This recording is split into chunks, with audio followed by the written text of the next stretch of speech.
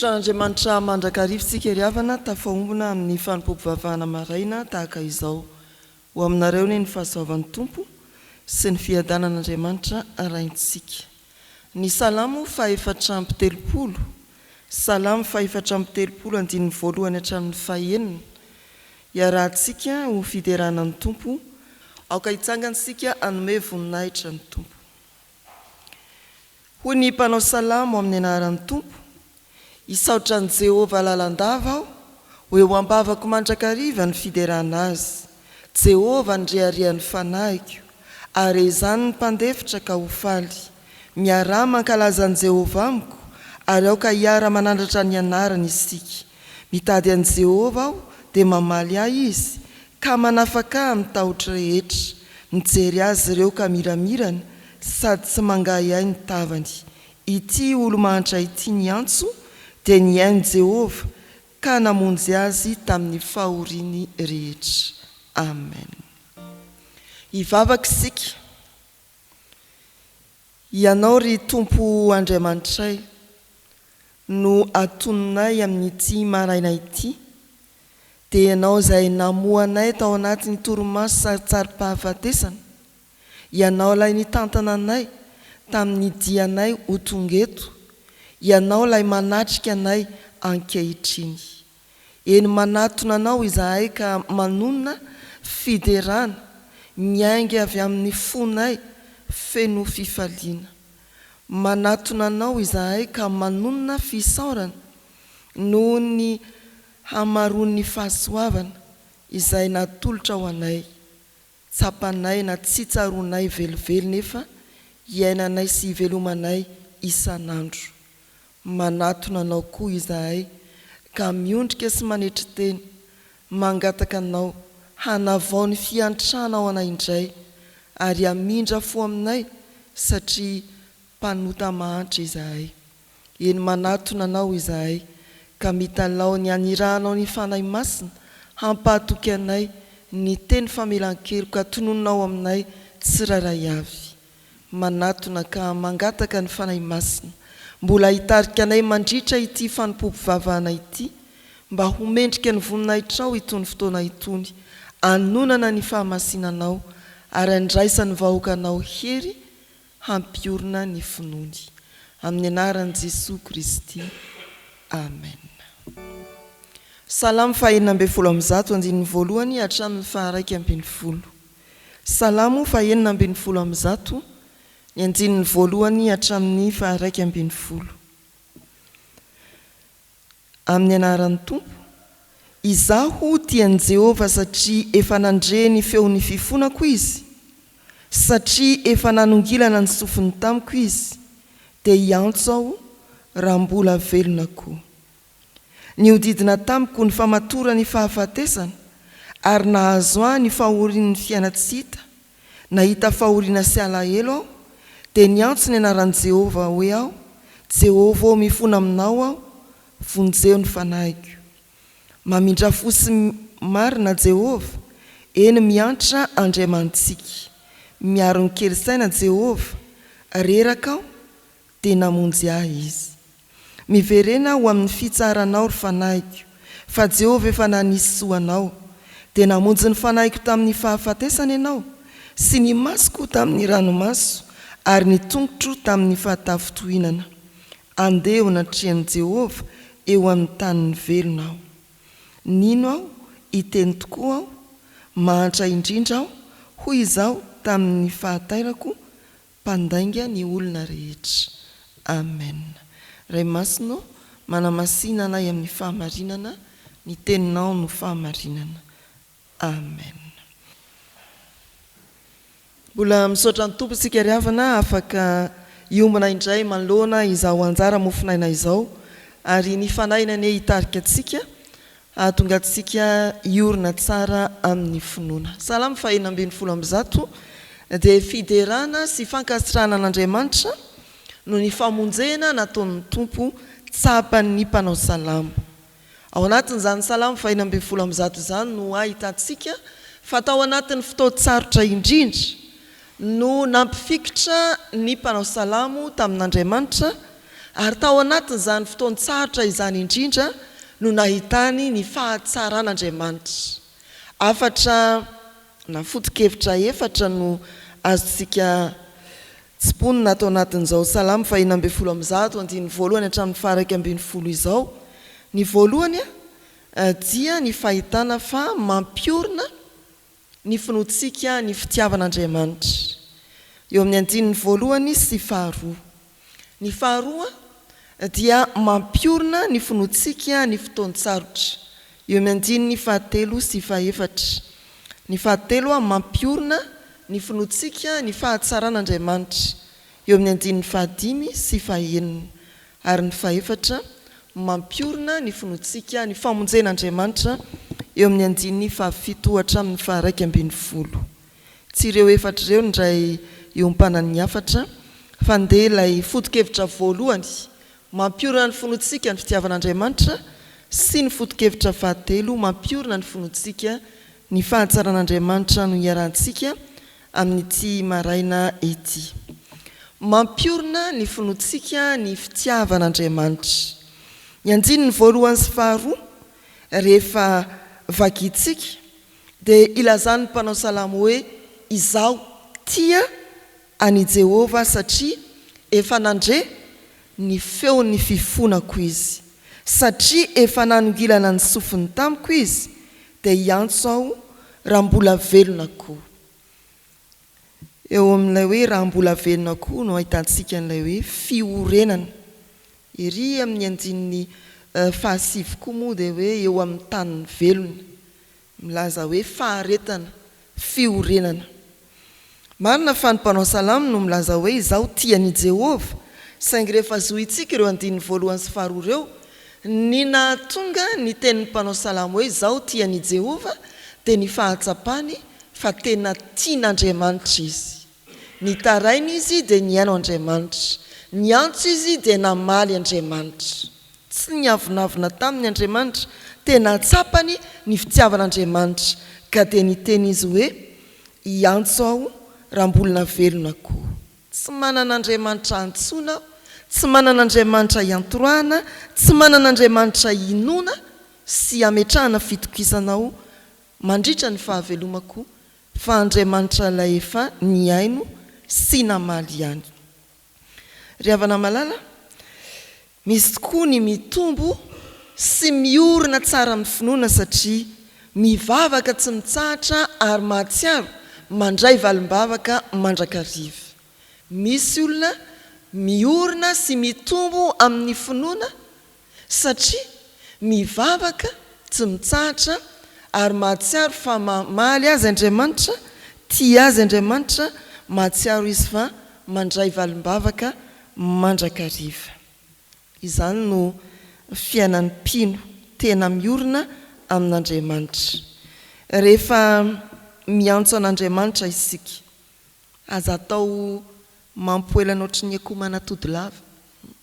Rehefa miantso an'Andriamanitra isika, aza atao tsy indraindray tadiavina, na rehefa manam-potoana, na rehefa latsaka katerena, fa antsoy tsy tapaka Andriamanitra ho tsapanao ny fitiavany. Dia iombona amin'ny mpanao salamo ianao manao hoe izaho tia any Jehova. Mampiorina ry havana ny fitiavan'Andriamanitra. Fa araka ny voalaza teo eo amin'ny andininy fahadimy sy fahaenina no ahitantsika koa manao hoe mampiorina ny fahatsaran'Andriamanitra. Ny andininy fahatelo sy fahaefatra dia anambarany ny mpanao salamo ny ngidy ny fiainana izay nolalovany, ny hodidina tamiko ny famatora ny fahafatesana, nahazo ny fahorian'ny fiaina tsy hita. Fa eo amin'ny andininy fahadimy sy fahaenina dia ambarany kosa ny fahatsapany ny fahatsaran'Andriamanitra, mamindra fo sy marina Jehova, miantra Andriamanitsika, miaro ny kely saina Jehova, reraka ao dia namonjy ahy izy. Ny fahatsaran'Andriamanitra no nampiorina ny finoany ny mpanao salamo eto amin'ireo andininy fahadimy sy fahaenina ireo. Misy teny ny mpanao salamo manao hoe koa, tsara Jehova sambatra izay olona mialoka aminy. Ny olona nanandrana fahatsara ny tompo dia tena tafahorina sy tafatoetra tsara ao amin'ny tompo.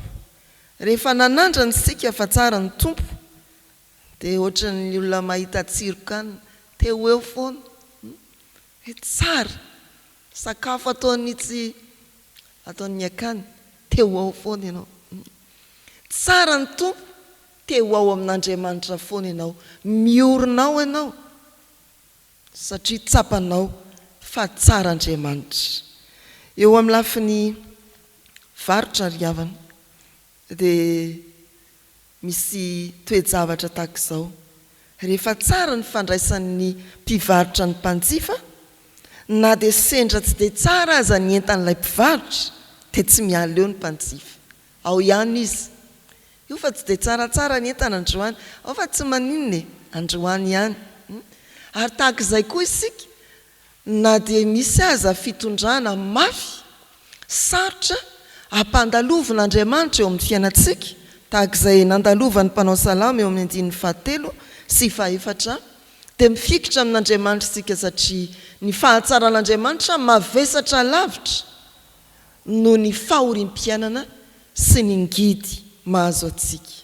Mifikitra amin'Andriamanitra sy miorina amin'ny finoanan'Andriamanitra mandrakariva isika satria mihoatra lavitra izay mety ho ratsy sy mitranga eo amin'ny fiainantsika na ny manahirana sy ny mampalahelo misy eo amin'ny fiainantsika ny fahitantsika an'Andriamanitra tsara Andriamanitra mamindra fo marin'Andriamanitra amin'ny fitondrany mifikitra sy miorina amin'ny finoanan'Andriamanitra ao koa fantatsika fa tsara Andriamanitra na dia mampandalo atsika zavatra ratsy everintsika eo amin'ny fiainantsika na dia mampandalo atsika zavatra sarotra manahirana sy mampalahelo. Ahita ny famirapiratany voninahitr'Andriamanitra isika na dia ao anatin'ny zavatra tena sarotra sy manahirana mampijaly azy. Ny miorina amin'ny finoana ry havana dia miteny ny fahatsaran'Andriamanitra tahaka ny mpanao salamo eto manao hoe mamindra fo sy marina Jehova miantra Andriamanitsika. Indreo ny afatra anankiroa entsika mamakivaky ity tontolo andro ity tsarovy fa ny fitiavan'Andriamanitra miaino ny vavaka ataonao no mahatonga anao hitoetra amin'ny fitiavana an'Andriamanitra amin'ny fiainanao manontolo. Aoka ampiorina ny finoantsika ny fahatsapantsika ny fitiavan'Andriamanitra. Ary ny faharoa na dia amin'ny zavatra everintsika ho ratsy indrindra azy dia tazana ary dinio tsara fa hitanao anatin'izany ny fahatsaran'Andriamanitra ary mamirapiratra amin'izany ny voninahitr'Andriamanitra. Dia hiteny koa ianao tahaka ny mpanao salamo fa mamindra fo sy marina Jehova. Izaho tian'i Jehova satria efa nandre ny feon'ny fifonako izy. Mamindra fo sy marina Jehova ary miantra ny Andriamanitsika. Amen. Ivavaka isika. Misaotranao zay Andriamanitra fa ao amin'izay mety ho sarotra lalovana indrindra no anehoanao ny fitiavana ao anay. Ary resy lahatra izahay fa iorina tsara amin'ny finoana dia ho tianao amin'ny androm-pahavelomanay rehetra tahaka ny mpanao salamo teo.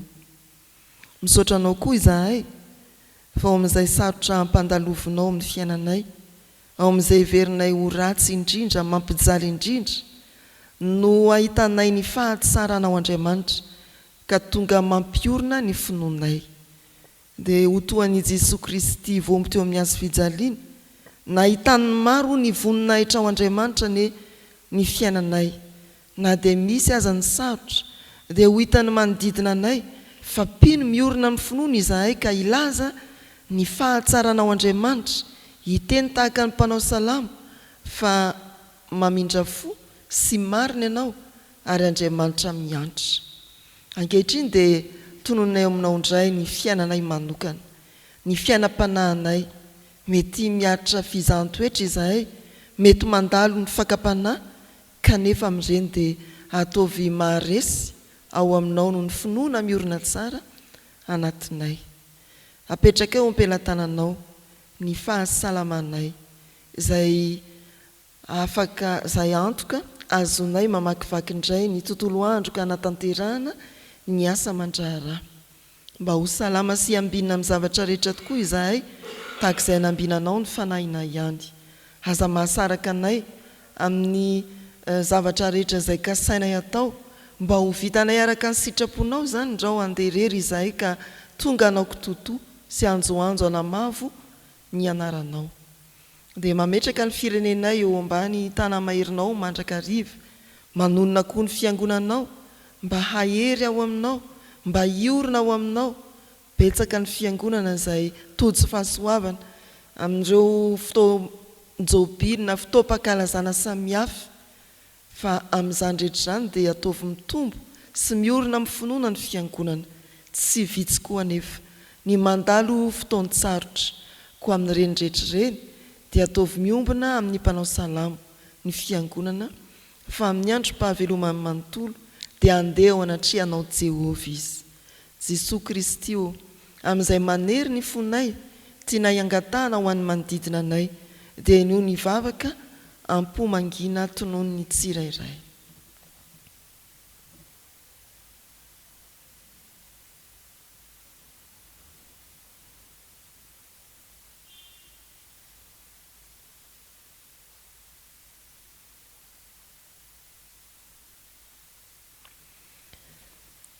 fa mivavaka koa izahay ho an'ireo mpiara-miasa aminay na mpampianatra sy mpiara-mianatra aminay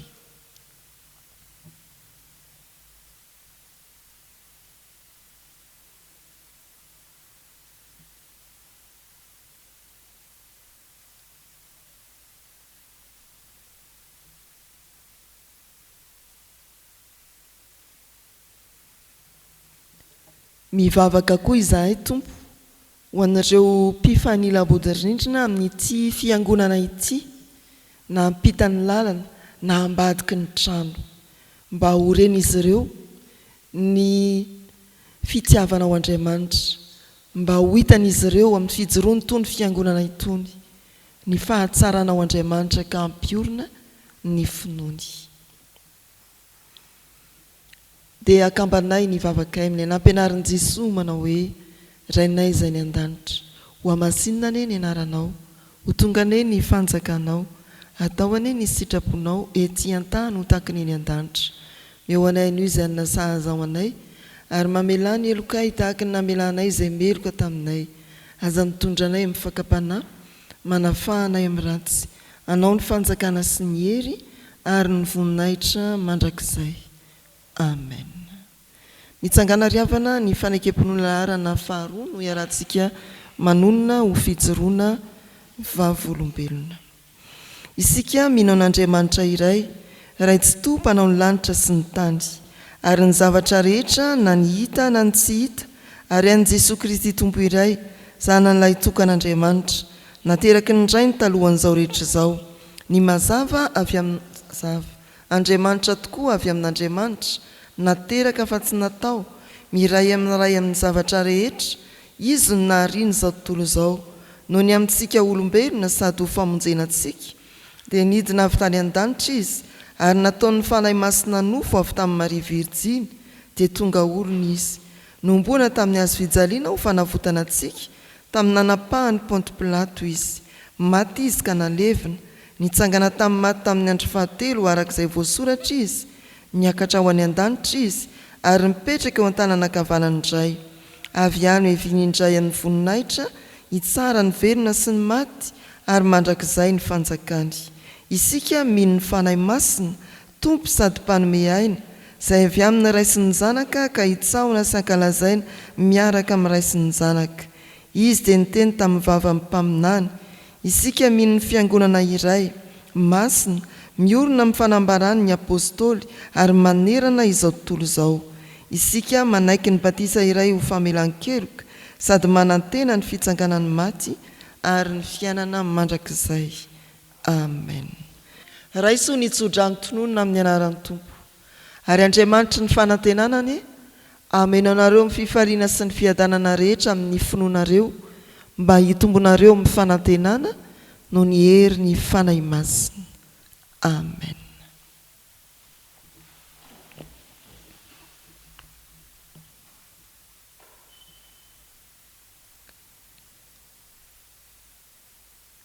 Ho an'Andriamanitra irery ihany anie ny voninahitra, amin'ny anaran'ny Ray sy ny Zanaka ary ny fanahy masina. Amen.